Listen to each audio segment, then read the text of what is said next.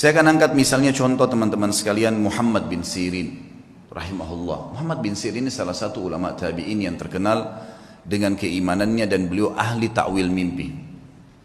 Pedagang di pasar. Satu waktu beliau berdagang, kemudian ada dagangan, dia ragu nih, syubhat. Ini kayaknya salah nih. Ragu, cuman ragu bimbang. Harganya 40.000 dirham. Ini luar biasa jumlahnya. Ini bisa mungkin sampai puluhan juta, mungkin 60-70 juta. Ditinggalin sama dia, nggak jadi transaksi. Dia ragu, kalau sumbernya ini kayaknya haram nih. Tinggalin sama dia. Satu pasar heboh. Padahal cuma dia yang memang punya peluang untuk mendapatkan keuntungan itu. Nggak mau, ditinggalin sama dia. Tersebar berita Muhammad bin Sirin meninggalkan 40.000 dirham. Ini bukan hal yang ringan. Seorang pedagang tahu nih keuntungannya. Baiklah. Besok pagi kejadian, ada satu orang transaksi di tokohnya, berikan uang, gitu kan, kurang 2 dirham. Kurang 2 dirham. Kata Ibnu Sirin, demi Allah, kau belum membayar 2 dirham itu. Kata orang itu, 2 dirham, demi Allah saya sudah bayar. Kata Ibnu Sirin, demi Allah kau belum bayar. Ribut nih. Satu pasar sampai datang. Lihat, ribut dengan 2 dirham. Lalu kata teman-temannya, waktu itu akhirnya orang ini akhirnya membayar 2 dirham. Setelah itu Ibnu Sirin berikan barangnya, pergi. Orang-orang pasar tanya, wahai Ibnu Sirin, kemarin anda meninggalkan 40.000 dirham karena syubhat. Sekarang anda bersumpah atas sama Allah kena ngejar 2 dirham. Apa kata Ibnu Sirin? Orang yang mengenal Tuhannya. Ini yang penting teman-teman sekalian. Dia mengatakan, demi Allah saya bersumpah karena saya tidak mau dia makan haram. Karena saya tahu itu haram bagi dia. Dia tinggalkan 40.000 dirham yang bisa dia dapatkan. Kadang-kadang kita, alah nanti aja deh. Gampang nanti baku atur kalau orang kita bilang. Biasa begitu. Tutup mata aja dulu, yang penting sekarang masuk dulu uangnya. Lupa. 1 rupiah sudah cukup membuat anda masuk rumah sakit sebulan teman-teman. Kalau haram. Hati-hati. Imam Nawawi rahimahullah. Imam Nawawi ini pernah mendengar berita tetangganya kambingnya hilang. Tetangga dia bilang sama dia, kambing saya hilang, gak tahu siapa yang ambil. Saya udah cari di tempat-tempat yang biasa saya gembalain, gak ada. Berarti dicuri nih. Imam Nawawi tidak beli kambing 1 bulan. Gak beli kambing. Semua kambing di pasar yang sudah mentah, yang sudah potong atau yang masih hidup dia tidak mau beli. Sampai dia pastikan kambing tetangganya sudah ada beritanya, mati atau memang dia temukan kembali. Sebulan dia gak mau beli. Takut nanti kalau yang dia beli itu kambing temannya yang hilang. Saking hati-hatinya menjaga hubungan dengan Allah. Bayangin ini. Bagaimana dengan keadaan kita teman-teman? Semua dianggap remeh nih. Dari makanan, dari minuman, dari pakaian. Yang penting pakai saja, yang penting makan saja. Subhanallah. Semua ada tanggung jawab nih. Harus hati-hati menjaga hubungan dengan Allah subhanahu wa ta'ala. Ibnu Sirin ini pernah menasehatin seseorang dengan nasihat yang sangat santun. Orang ini kebetulan mencaci maki Hajjaj bin Yusuf. Kalau teman-teman belum kenal Hajjaj bin Yusuf, orang ini luar biasa jahatnya. Hajjaj bin Yusuf ini terkenal dengan kejahatan, gitu kan. Artinya orang ini suka menyiksa orang, suka mukul orang, gitulah ceritanya, gitu kan.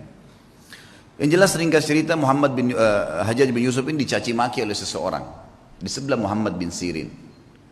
Ini orang gini, ini caci maki macam-macam. Kata dia, nasihatnya sangat luar biasa. Sah ya ibna akhi, hati-hati dengan ucapanmu wahai saudaraku.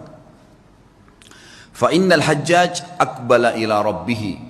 Ketahuilah Hajjaj ini yang sedang kau bicarakan sedang menuju kepada Tuhannya. Ini sedang menuju kematian ini. Tidak usah khawatir, sejahat apapun dia, sehebat apapun dia, pasti mati. Dia sedang menuju ke Tuhannya. Wa innaka innama taqdimu 'ala Allahi yaumal qiyamah, dan kau juga sedang menuju kepada Tuhanmu dan kau akan bertemu dengannya pada hari kiamat nanti. Satajid anna ahkaradz dzam min dzunubika asyarru min ala nafsika min a'dhami fa'alahu Hajjaj. Dan pada hari itu, di hari kiamat, kau akan temukan dosamu yang paling kecil, kau akan lebih khawatir dan lebih takut daripada dosa terbesarnya Hajjaj yang pernah dia lakukan. Dia akan dihukum sama Allah. Tapi nanti hari kiamat kau akan temukan dosamu yang paling kecil adalah sesuatu yang lebih kau takuti daripada dosa terbesarnya Hajjaj. Falikulli imri'in sya'nun yughni. Ketahuilah, semua orang akan sibuk dengan perkaranya sendiri. Ya. Wa'lam anna Allah azza wa jalla sayakhtassu minal Hajjaj mimman zalamahum.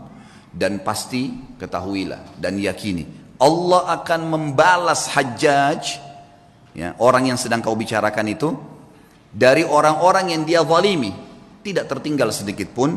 Wa yakhtassu lil hajjaji mimman yadhlimuna. Tapi ingat, Allah juga akan menolong Hajjaj dari orang-orang yang menzalimi dia. Fala tushghilanna nafsaka ba'dal yaumi bisabbi ahad. Oleh karena itu, mulai hari ini berhenti mencaci orang lain. Nasihat yang luar biasa. Karena orang kenal Tuhannya. Orang buruk pun jangan ceritain, tidak usah urus-urusannya orang. Sudahlah, gitu kan. Tugas kita kalau kita lihat aib pada diri orang, alhamdulillah nggak ada pada saya. Ya Allah berikan dia hidayah. Cukup, sebatas itu saja. Jangan lebih. Kenapa dia begini, kenapa dia begitu, kenapa dia begini, untuk apa kamu campurin itu? Apa gunanya buat kamu? Ingat, dia akan berhubungan sama kita di hadapan Allah dengan keadilannya Allah. Kezaliman yang dia lakukan sama kita, kita akan ambil. Tapi kezaliman kita pada dia juga dia akan ambil. Gak ada yang tersembunyi hari kiamat.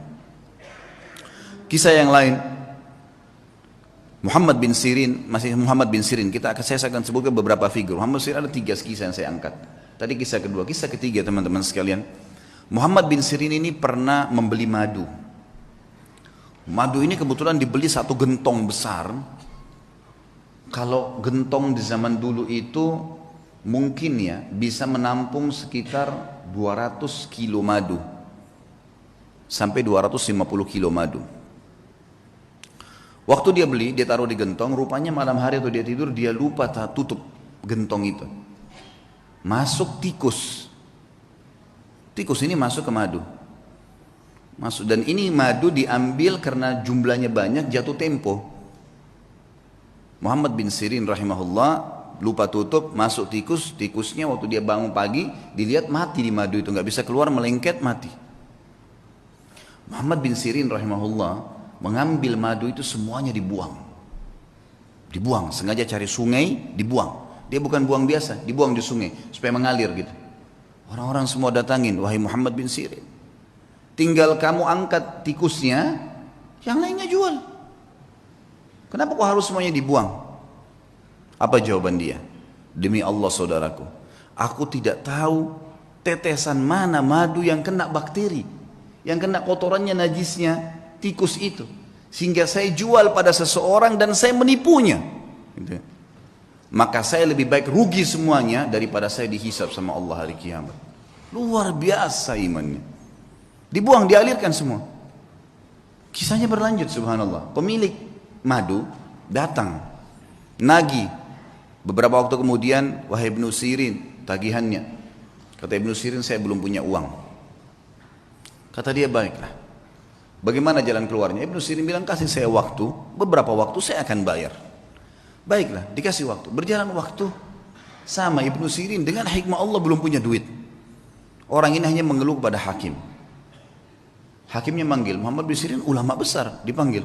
Dihormatin di pengadilan, lalu dikatakan, wahai Ibnu Sirin, bagaimana kasus anda? Dia bilang, hukum di tangan anda. Ceritanya begini, dan memang saya belum punya apa-apa. Kata hakim, kalau begitu anda akan dipenjarakan. Kata Ibnu Sirin, lakukan. Penjarakan.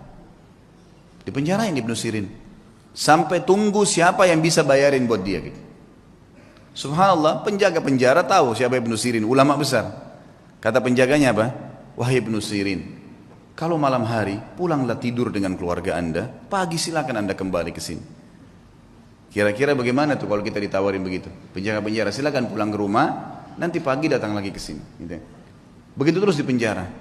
Kata Ibnu Sirin, demi Allah, sambil pegang kerangkengan penjaranya, demi Allah ya saudaraku, saya tidak akan tolong kamu masuk ke neraka. Saya akan tinggal di sini sampai utang saya terbayar. Gak mau keluar. Baca Al-Quran, sholat malam, sampai akhirnya orang-orang satu Baghdad datang membayarkan dia. Didengar ceritanya dibayarin, ya. Lunasin utangnya sampai dia keluar. Tapi bagaimana mereka mengetahui hubungannya dengan Allah Subhanahu wa taala? Dan ini satu hal yang mahal teman-teman sekalian, mahal sekali. Ini hanya bisa didapatkan bagi jiwa-jiwa yang suci, yang bersih, yang mau memang berhubungan dengan Tuhannya. Dan Allah Azza wa Jalla ini zat yang kalau memberi selalu dalam Al-Quran bahasanya apa?